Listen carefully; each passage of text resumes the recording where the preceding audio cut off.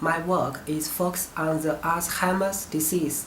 Alzheimer's disease is commonly known as senile dementia or cognitive disorders. According to the World Health Organization, it is estimated that about 36 million people lived with dementia worldwide in 2010, and the numbers were expected to double every 20 years. The numbers will reach to 66 million in 2013 and 150 million in 2050. The incidence and morbidity of Alzheimer's disease are also very high in China and Japan. It is generally considered that the genetic factors take part in the pathogenesis of Alzheimer's disease, but the rapid increasing of Alzheimer's disease do not conform to Handy-Weinberger equivalent, which is a classic law of genetic equivalent. Therefore, there are some other very important factors in the development of Alzheimer's disease. We think the gut microbiota is a very important one. So, in order to prove our viewpoint, I need to find a point to start. Firstly, I thought about the diet, because diet is a very important fact to influence the composition of gut microbiota. We considered the high cholesterol diet, because food rich in cholesterol can induce neuroinflammation, ultimately resulting cognitive impairment, which is one of the leading causes of Alzheimer's disease. Although high cholesterol diet could influence the gut microbes and also could lead to cognitive disorders, we still could not link the cognitive disorder to the alteration of gut microbiota. So, we considered other methods to modulate the gut microbiota. One is antibiotics, and another is probiotics. Antibiotics can disrupt the gut microbes, and probiotics can protect the gut microbes. We want to know if modulating the gut microbiota could influence the high cholesterol diet-induced cognitive impairment. Of course, we firstly focused on the impact on host cholesterol accumulation. Very interestingly, the probiotics have a cholesterol-lowering effect in rats fed a high cholesterol diet. But when the rats were treated with antibiotics, the antibiotics induced imbalances in gut microbiota aggravated cholesterol accumulation. This suggested that gut microbiota might play a key role in regulating the cholesterol accumulation in the blood. High level of cholesterol in the blood is closely related with Alzheimer's disease. The decrease of blood cholesterol levels could lower the risk of Alzheimer's disease, and the increase of blood cholesterol levels could raise the risk of Alzheimer's disease. The gut microbiota could regulate the cholesterol accumulation, so we have reason to believe that gut microbiota also play an important role in cholesterol-related Alzheimer's disease.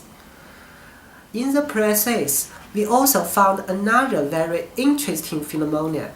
High cholesterol diet could lead to the increase of intestinal permeability, also called leaky gut, and the bacterial lipopolysaccharide in blood is also increased, and the leaky gut and lipopolysaccharide accumulation were aggravated by antibiotic treatment. Lipopolysaccharide is a major component of cell wall of gram-negative bacteria, also called endotoxin. It will induce a serious body inflammation if entering the bloodstream. In healthy condition, the lipopolysaccharide is blocked from the bloodstream. When the leaky gut occurs, lipopolysaccharide will find its way into the bloodstream and cause inflammation. Studies found that the levels of lipopolysaccharide in patients with Alzheimer's disease were 3 times higher than health controls. Lipopolysaccharide could also cause the accumulation of beta-amyloid protein in hippocampus and cognitive deficit in mice. So, next we will do some experiment to confirm the role of gut microbiota in the development of Alzheimer's disease. We will also construct some other animal models of Alzheimer's disease using various technologies and modulating the gut microbiota by probiotics or antibiotics at the same time to examine the severity of Alzheimer's disease development. In fact, our professor took a clinical intervention on 2 patients with Alzheimer's disease using our NS lactobacillus in Sendai Hospital in Japan. The result is amazing. The mini-mental state examination scores were increased significantly, suggesting that the cognitive function of Alzheimer's disease patients were improved.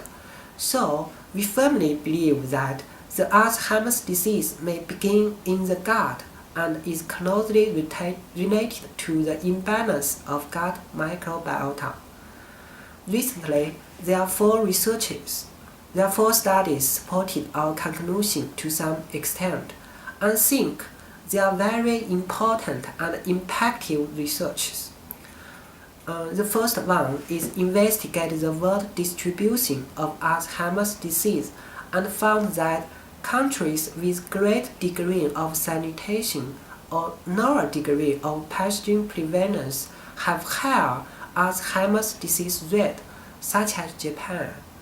This is the epidemiological evidence for a relationship between microexposure and Alzheimer's disease risks. Microorganism exposure may be inversely related to Alzheimer's disease. This also suggested that the onset of Alzheimer's disease supports the hygiene hypothesis. The second one is the research analyzed the volatile metabolites in urine in mouse model of Alzheimer's disease and found some changes. The changes are not the production of new metabolites, but the alternation of concentration of the existing metabolites, and these changes often occur before the pathological changes in the brain.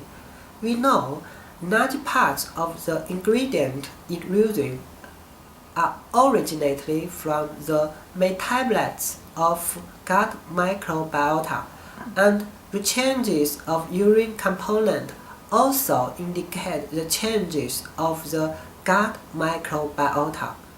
The alteration of urine metabolism in Alzheimer's disease may be associated with the difference of gut microbiota.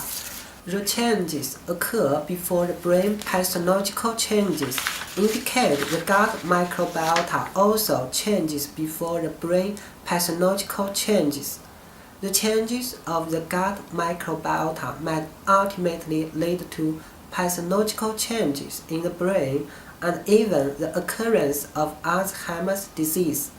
Maybe in the future we can smell out the Alzheimer's disease.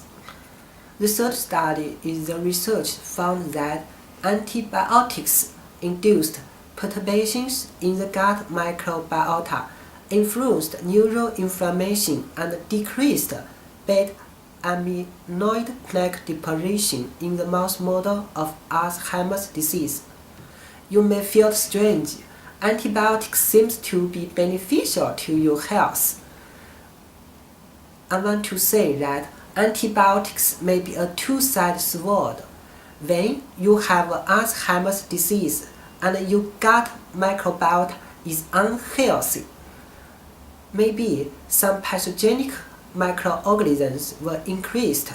Antibiotics can kill the potential pathogenic microorganisms and decrease their damage on your body. So, alleviate the symptom of Alzheimer's disease. But when you are unhealthy gut microbiota, antibiotics could disrupt the normal balance and lead to body injuries. The last one is similar to our study performed in Sendai Hospital in Japan. Very recently, a research team from Iran found that a daily dose of probiotics for 3 months could be effective for improved memory and thinking ability in individuals with Alzheimer's disease. Also display the increased score in mini mental state examination. I think in the future, we hope we can provide help for Alzheimer's disease patients by modulating gut microbiota using beneficial microbes such as NS lactobacillus and let them all a more healthy and happier life. はい、Thank you. ありがとうございました。